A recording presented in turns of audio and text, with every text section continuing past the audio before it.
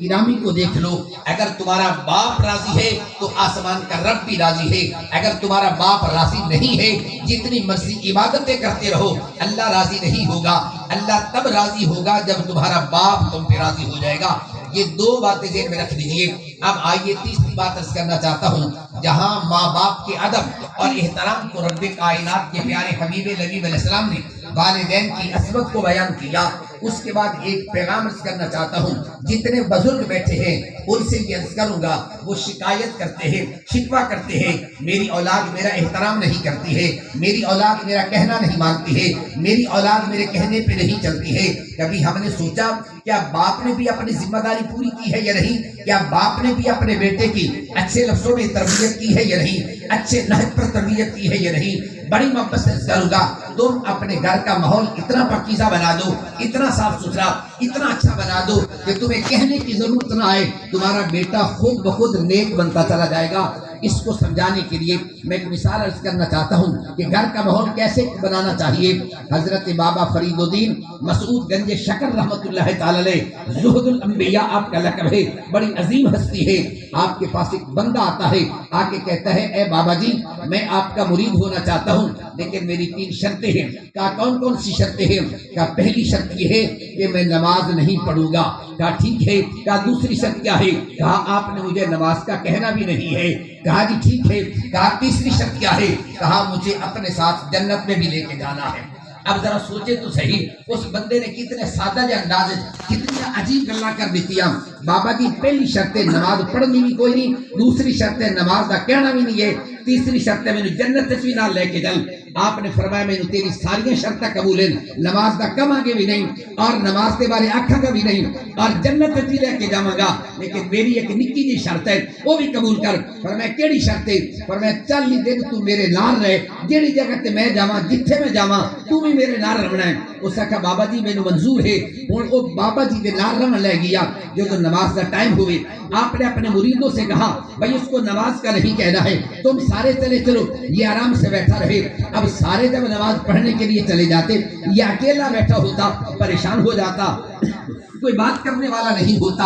آخر کار دوسری نماز کا ٹائم، تیسری کا جب بھی نماز کا ٹائم ہوتا یہ سارے چلے جاتے، یہ اکیلا بیٹھا پریشان ہو جاتا۔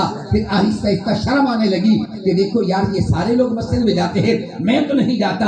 آخر کار اس کا دل کر پڑتا ہے، وہ مسجد میں جانے لگا، آہستہ آہستہ نمازیں پڑھنے لگ گیا، آہستہ آہستہ تہجد پڑھنے لگ گیا۔ آپ نے فرمایا تجھے کیا ہوا؟ کہا بس کہا تو کچھ نہیں ہے لیکن میں نے آپ کو دیکھا ہے، آپ کے دیکھنے سے میرا نماز پڑھنے کو دل کر گیا ہے۔ تو بابا فرید الدین مسعود گنج شکر بتانا یہ چاہتے ہیں کہ بابا جی نے اس کو کہا نہیں ہے کہ تو نماز پڑھ، اس کو کہا نہیں ہے کہ تو یہ کام کر، بس کیا کیا ماحول ایسا دے دیا جب بھی نماز کا ٹائم ہوتا وہ چلے جاتے تو اس کے ساتھ ساتھ اس کے بیٹے مرید بھی چلے جاتے۔ آج ذرا غور کیجئے، ایک بات یہاں عرض کروں گا، بڑی محبت سے کہوں گا، آج ہم اہل سنت کے نظریوں میں ایک بڑا پیارا تصور ہوتا ہے، پیری مریدی کا تصور ہوتا ہے۔ ہم مرید ہو جاتے ہیں، پیر کے پیچھے ہاتھ باندھ کے چلتے ہیں، بڑا احترام کرتے ہیں، کرنا چاہیے، یہ شریعت کا حکم ہے، لیکن پیر کو بھی چاہیے وہ یہ سوچے نماز کا ٹائم ہے، اگر پیر مسجد میں نہیں جاتا تو مرید کبھی بھی نماز پڑھنے کے لیے نہیں جائے گا۔ اگر استاد بیٹھا ہوا ہے، استاد مسجد میں نہیں جاتا، شاگرد کبھی بھی نہیں جائے گا۔ اگر باپ بیٹھا ہے وہ نماز کے لیے نہیں جائے گا تو بیٹا کبھی بھی نہیں جائے گا۔ اس لیے پیر کو بھی چاہیے پہلے وہ خود شریعت کی پابندی کرے، جب مرید دیکھے گا میرا پیر یہ کرتا ہے تو مرید بھی وہی کام کرنے لگ جاتا ہے۔ جب شاگرد یہ دیکھے گا کہ میرا استاد یہ کام کرتا ہے شاگرد بھی کرنے لگ جائے گا۔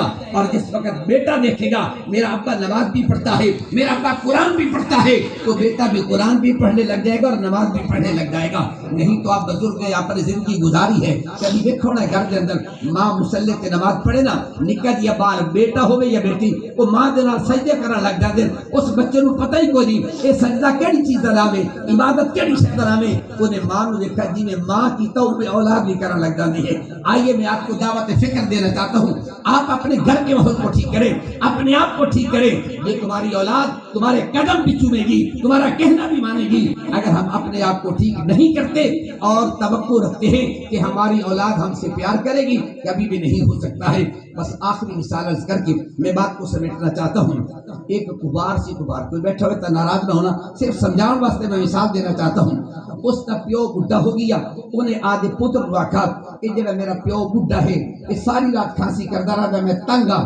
انہوں کہ بھائی سیٹ تے باڑا گیا اتھے سٹ دیتا، انہیں دیتا کمل کہ میرے پیو نو سردی لگ دی ہے، اے لے جا تے جا آدھے دادے نو دے کے آ۔ پتر بڑا سمجھدار ہے، بڑا دانا ہے، بڑا چالاک ہے، اس نے کمبل دے 2 حصے کیتے، ایک دادے نو دیتا ایک واپس لے آیا۔ پیو پوچھا پتر سنا، اس نے کہا ابا میں کمبل دے 2 حصے کیتے ہیں، ایک دادے نو دے آیا ایک واپس لے آیا۔ آکھے کیوں؟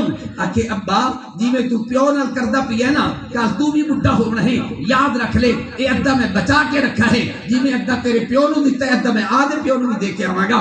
اگر تو اپنے باپ کے ساتھ اچھا سلوک کرے گا، اپنے باپ کی خدمت کرے گا، یہی تیری اولاد تیری خدمت کرے گی۔